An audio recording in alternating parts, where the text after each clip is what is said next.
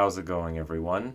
I'm back today to talk about Ben Jody, the 2022 Indonesian dramatic thriller film now streaming on Netflix. It's directed by Angga Dwima Sorsango, and it stars Chico Jericho and Rio Dewanto.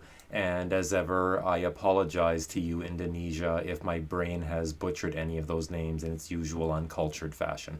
Anyway, this movie tells the story of two best friends who are both baristas living in Jakarta, or at least one of them is at the start of the movie.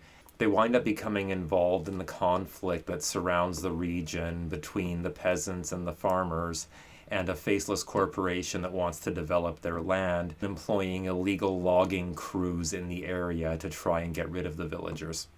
When one of the friends is apparently kidnapped by these logging crews, the other goes searching for him, which brings him into contact with a village that is resisting against this same logging crew.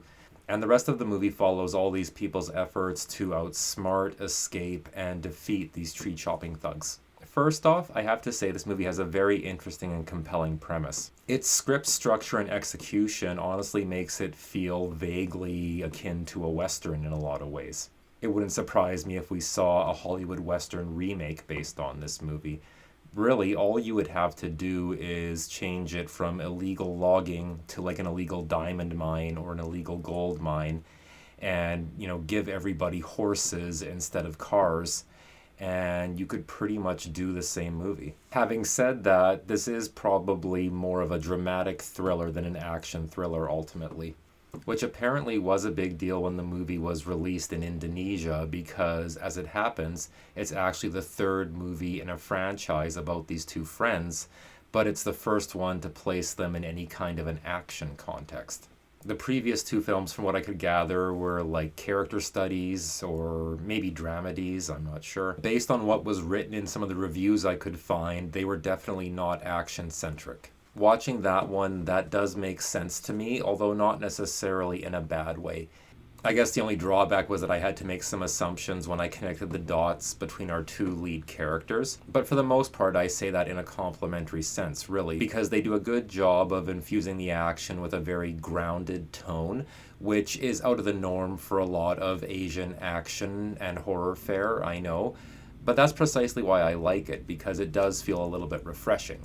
That could be a disappointment for some people, so yeah, if you're expecting The Night Comes for Us, or The Raid 2, or something off the wall like that, that's not really what you're getting here. This is more like First Blood, or perhaps The Hunted with Tommy Lee Jones and Benicio del Toro. And like those movies, it gets a lot of mileage out of how atmospheric and enveloping the forest feels. The action always has consequences to the story, and it's all choreographed in a fairly realistic way. Characters get hurt, characters get tired, characters get scared in the middle of fights, characters make mistakes.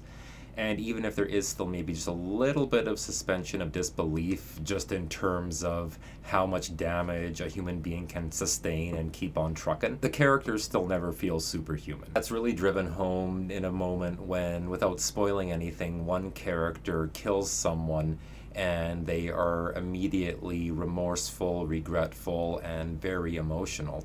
And that's just after killing one other human being, not an army of nameless pop-up targets. Even with some of the obligatory showdowns and chase scenes, this movie is much more concerned at all times with character than body count. The Netflix poster and the general online publicity for this movie all really pumps up the fact that Yayan Ruane is in this. I suppose it makes sense in terms of marketing it to Western audiences because he was in that one Star Wars, I think, and then a lot of genre fans would recognize him from the Raid movies. By Western standards, he's certainly the biggest star in this movie. Well, he's really the only big star by our standards in this movie. I like him, and I liked him here, but he is only a supporting player despite what the posters seem to imply. He's not doing anything along the lines of what you saw him do in the Raid movies or any other martial arts movie. It's more grounded, but it's still very good with a lot of really authentic ethnic flavor to his fighting style here. The relationship between the two title characters feels very poignant and moving at certain points when they are expressing affection for each other or frustration or sort of, brotherly anger or crankiness.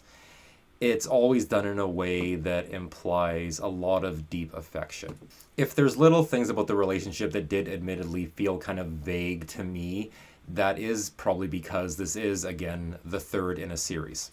I like that the movie picks an issue, a social issue that feels very specific to this part of the world, because it's always more interesting when you watch a movie that could only be set story-wise in one particular place. My only nitpick is that I didn't feel like the movie ever completely built on that part of it as powerfully as maybe it could.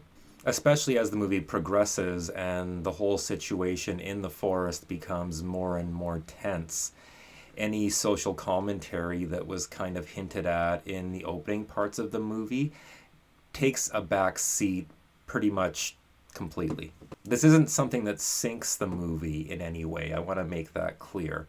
On its primary level, this movie functions and performs very well as a relatively grounded character study spin on an action film, again, along the lines of things like First Blood or The Hunted, and it does that very well. But there's another part of it that does feel like it's also trying to affect some of those notes that Peter Berg goes for in some of his more recent thrillers, where he's looking at topical events through the context of an action thriller. And Ben Jody does not do that as well. Still, I really enjoyed watching something from Indonesia that was a bit outside of my comfort zone. I still love and support all their action films and their horror films. But if they do both of those genres as well as I personally think they do, then, I mean, it stands to reason that they would fare well when it came to more dramatic, artful material as well. So I think I should probably start giving that stuff a bit more of a chance too. So if you're an Indonesian genre fan like me and you feel comfortable enough maybe stepping outside of that comfort box, outside of your little compartment of horror and action, maybe just a little bit for one night, I recommend Ben Jody, and it'll still give you just enough action to scratch that itch off. Anyways, thanks for watching, guys. Look for more content coming your way soon. My next video will be my 100th video post on this channel. I'm low-key excited about that. Small victories and all. I also think I've picked something quite appropriate for that number, but I will let all of you be the judge of that ultimately. Have a good night, everyone, and I will catch you later.